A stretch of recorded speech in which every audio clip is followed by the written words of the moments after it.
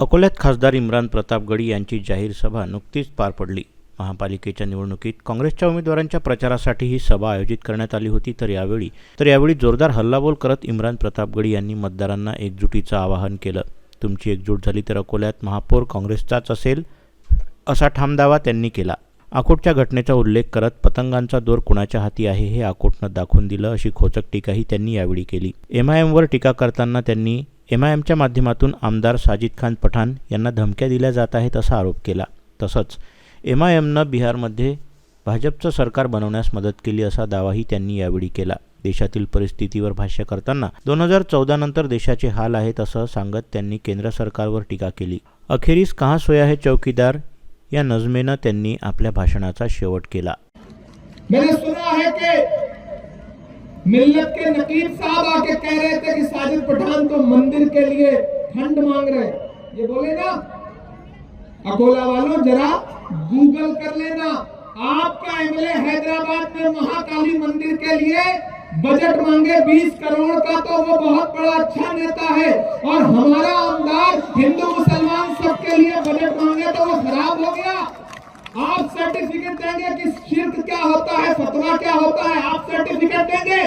नरेंद्र मोदी जिसको सर्टिफिकेट देंगे वो हिंदू, ये जिसको सर्टिफिकेट देंगे वो मुसलमान। ये कौन सी सियासत कर रहे हैं आप? ये कौन सा नजारा देश के सामने पेश कर रहे हैं आप आकर के धमकी देते हैं।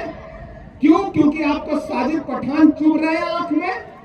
एक इंसान जो आपसी इत्तेहाद की वजह से जीत गया, आप आकर के शहर में कहते हैं कि अगली बार कैंडिडेट उतारेंगे तुम्हारे खिलाफ। क्यों?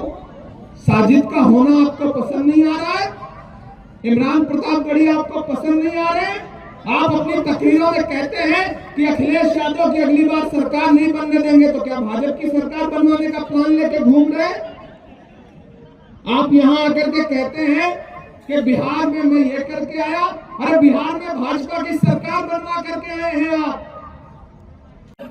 किसी का जलवा रंगी तखय्युलात में है, चराग बन के कोई जिंदगी की रात में है। बहुत बुलंद फजा में तेरी पतंग सही, मुझे पता है मगर डोर किसके हाथ में है। पता है ना किसके हाथ में है? अकोट बहुत ज्यादा दूर तो नहीं है ना, यहीं से तो वाली खबर निकल करके आई है कि पतंग कोई और उड़ा रहा है। कौन उड़ा रहा है पता है ना? कौन उड़ा रहा है? अकोट में दोनों का अलायंस भी दिख रहा है। दोनों एकजुट होकर के अकोट में उन्होंने मेयर बनाने का काम किया है। लेकिन ये अकोला है, यहाँ पिछले चुनाव में भाजपा ने पूरी ताकत लगा दी थी, लेकिन ये शहर मोहब्बतों का शहर है। उसने एकजुट होकर के सारे हिंदू मुसलमान सिख ईसाई हमारे दलित भाइयों ने सबने कांग्रेस का आमदार चुनने का काम किया था, साजिद पठान को जिताया था। और मुझे पूरा भरोसा है कि इस इलेक्शन में भी तमाम नगर सेवक कांग्रेस पार्टी के जीतेंगे और मेयर भी कांग्रेस पार्टी का बनेगा, इसमें कोई दो राय नहीं। उद्धव ठाकरे कहते हैं कि भाजपा युति सरकार अगर आ गई तो मुंबई को बॉम्बे कर देगी, क्या कहोगे? देखिए, जिस तरह से उद्योगपतियों को धारावी को बेचा जा रहा है, जिस तरह से तमाम महाराष्ट्र के एयरपोर्ट बेचे जा रहे हैं चंद उद्योगपतियों को, तो उद्धव ठाकरे जी जो बात कह रहे हैं उससे ज्यादा इम्पोर्टेंट वो एक बात और कहते हैं कि हम महाराष्ट्र में मुंबई को उद्योगपतियों को बिकने नहीं देंगे। हम चाहते हैं कि महाराष्ट्र के लोगों का है, मुंबई के लोगों की है, उसको किसी उद्योगपति को ना बेचा जाए। और नरेंद्र मोदी जी की सरकार, फडणवीस की सरकार इस कोशिश में लगी हुई है, लेकिन हम बेचने नहीं देंगे। सबसे महत्वपूर्ण है अकोला में अकोला के लोकल मुद्दे। हाउस टैक्स के नाम पे लोगों की जेब से पैसा लूट रही है भाजपा की सरकार। यहाँ पानी की समस्या है, 3-3 दिन में 2-2 घंटे पानी आता है। लोगों की आम समस्याएं हैं ये। आमदार जितना काम कर सकता है अपक्ष में विपक्ष में रह के काम कर रहा है। अगर लोकल सरकार बनेगी तो यहाँ ज्यादा बेहतर काम हो सकेगा। नॉर्थ इंडिया में जो वोट कटुआ एक वर्ड है, वोट काटने वाला, वो MIM महाराष्ट्र में और बाकी हिस्सों में कर रहा है। नहीं, आप मीडिया के लोग हैं, इसको ज्यादा बेहतर तरीके से बता सकते हैं, ज्यादा बेहतर तरीके से इसका आकलन कर सकते हैं। मैं तो एक ही बात कहूंगा कि पड़ोस में अकोट है और अकोट में गठबंधन में मेयर बन रहा है, वो तो आप ही लोगों ने खबर चलाई है, पूरे देश के सामने है।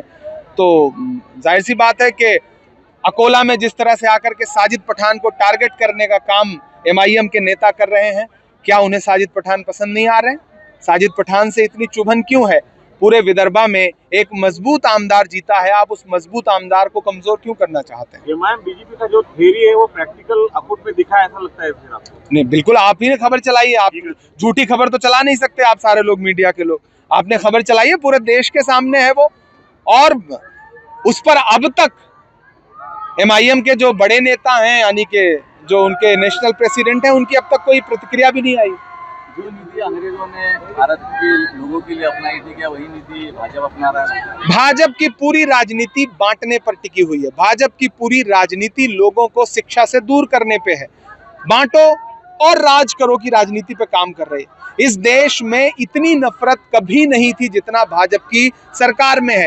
भाजपा के मंत्री, संवैधानिक पदों पर बैठे हुए लोग, संविधान की शपथ लेकर के, डॉक्टर बाबा साहब अंबेडकर के लिखे हुए संविधान की कसम खा करके पद पर बैठे हुए मंत्री जिस तरह की बांटने वाली भाषा बोलते हैं, और उस पर भाजपा के नेताओं की चुप्पी कितनी शर्मनाक है। क्या इसीलिए आप मंत्री बने हैं कि आप लोगों को आपस में बांटेंगे?